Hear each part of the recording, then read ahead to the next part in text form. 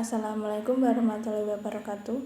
Saya Fitriana Nurul Khotimah, NIM A5102000188.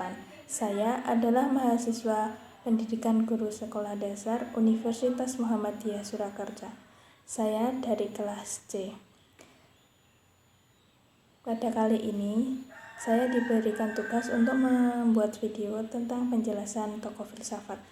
Tokoh filsafat yang menjadi bagian tugas saya adalah Rumi Maulana Jalaluddin. Rumi Maulana Jalaluddin memiliki nama lengkap ialah Maulana Jalaluddin Rumi Ibnu Bahauddin Muhammad Ibnu Al-Husain Al-Qothibi Al-Bakhri.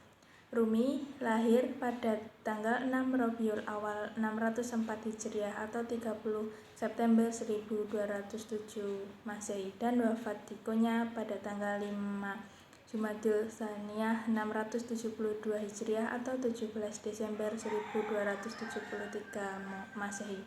Pada abad ini, periode kehidupan Sufi mengalami perkembangan pesat, bukan hanya di Asia dan Eropa, tetapi juga di India, di mana gerakan bakti mengalami kemajuan besar. Ayah Rumi masih keturunan Abu Bakar, khalifah pertama, dan ibunya keturunan Ali bin Abi Thalib, khalifah keempat. Ayahnya pernah menyandang gelar Sultan Al-Ulama ketika menjadi penasihat spiritual Sultan Ala-al-Din Kaiguban di kota Konya, ibu kota Kekaisaran Seljuk bagian barat.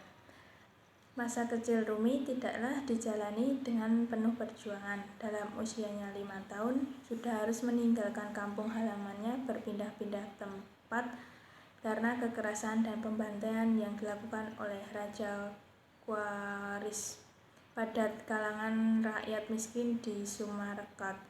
Rumi berpindah-pindah dari satu daerah ke daerah yang lainnya mengikuti sang ayah. Beliau hidup di masa memuncaknya penentangan melawan pengaruh filsafat Yunani. Rumi terlahir dalam lingkungan keluarga dan masyarakat yang menentang keras filsafat. Seperti diketahui, keluarga Rumi sangat mengidolakan Imam Al-Ghazali yang juga menentang filsafat Yunani. Lalu apa saja sih karya-karya dari Rumi? Karya-karya Jalaluddin Rumi menghiasi rak-rak buku di hampir semua toko-toko buku besar di Eropa dan Amerika Serikat. Tidak sedikit di antara karyanya mencapai the bestseller dan tercetak ulang berkali-kali oleh berbagai penerbit. Karya-karyanya banyak diterjemahkan ke dalam berbagai bahasa Indonesia, termasuk bahasa Indonesia. Kini, kota tempat lahir dan makamnya di Konya, Turki, banyak sekali dikunjungi para pengunjung dari berbagai negara, bukan hanya dari umat Islam, tetapi juga dari umat-umat agama selain Islam. Rumi dikenal bukan hanya sebagai penyair, tetapi juga sebagai tokoh sufi yang berpengaruh pada zamannya hingga saat ini. Ajaran Rumi diabadikan ke dalam wadah tarekat Maulawiyah yang berpusat di Turki dan kini semakin berkembang seantero dunia. Tarekat Maulawiyah pernah berpengaruh besar dalam lingkungan istana Turki Utsmani dan kalangan seniman pada sekitar tahun 1648.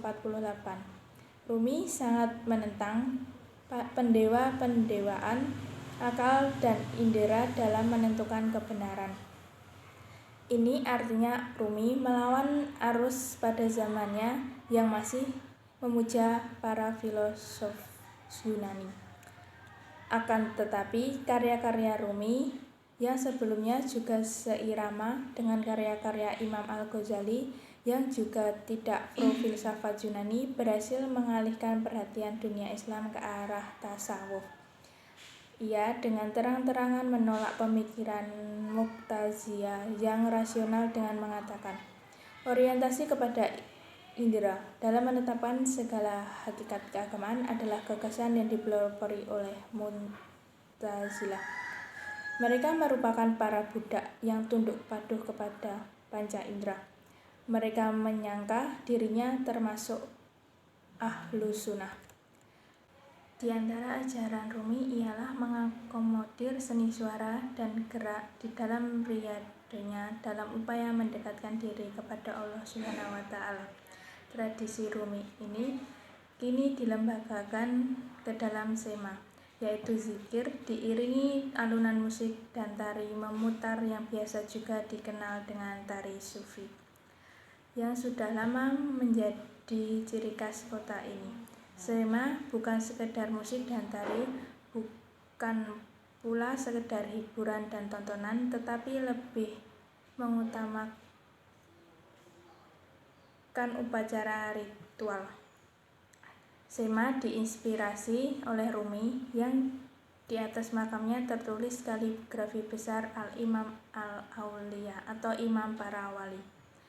Sema merupakan ungkapan rasa cinta yang amat mendalam di dalam hati kepada sang kekasih, sehingga sang pencinta dan yang dicintai seolah-olah menyatu larut dan hanyut ke dalam alunan musik.